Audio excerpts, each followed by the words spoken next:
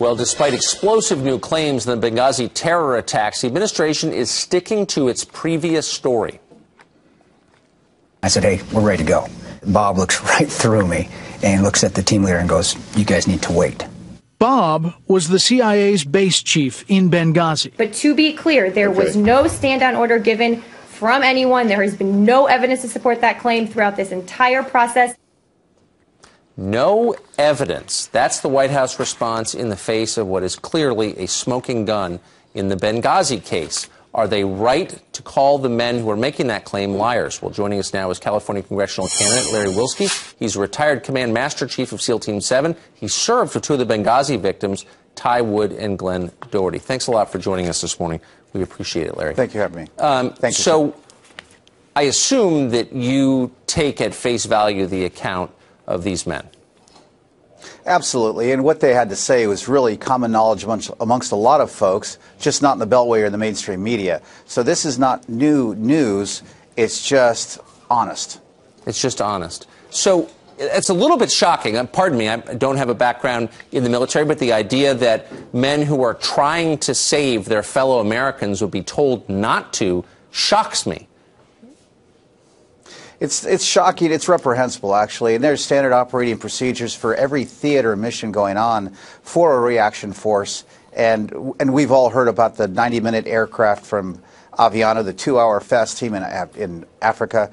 And there was a lot of capabilities available that were shut down for some reason.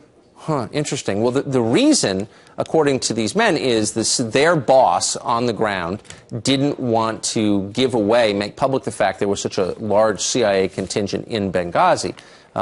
Why were there so many CIA officers and contractors in Benghazi? Well, there was an ongoing mission there for arming and equipping rebels, and that was another mission set. Which rebels? Where? Syrian rebels, anti-Assad rebels. Interesting. Yes, sir. Has the Congress authorized that?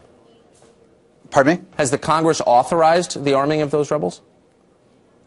I believe so. I'm sure the White House did, and we had Petraeus who was involved in it, and also Panetta who was involved in it, and more specifically Hillary Clinton who was involved in it.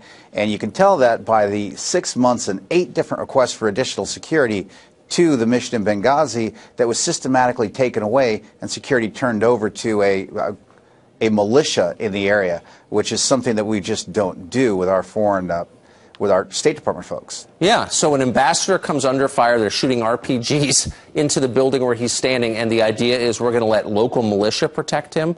Have you ever seen that happen before? I mean, that's not conventional, right? No, sir, there's nothing conventional or standard about it. That was a whole system put in place for a number of different reasons. We can only speculate why, and thank goodness we have a special committee with subpoena authority coming online next week to start really digging into this and holding people accountable. Yeah, and I was to end with an obvious question, which is why has it taken so long? I mean, it really, until Fox came up with the smoking gun, it felt like the story had stalled, at least in Congress. Why? Well, I think it's because people like Fox News, like Ty Woods' father, like Captain Joe John and other gentlemen have been relentless on looking for truth to power. And it's time our country reset itself as a leader, not as a liar. Larry Wilsky joining us this morning. Thanks a lot. Thanks, sir.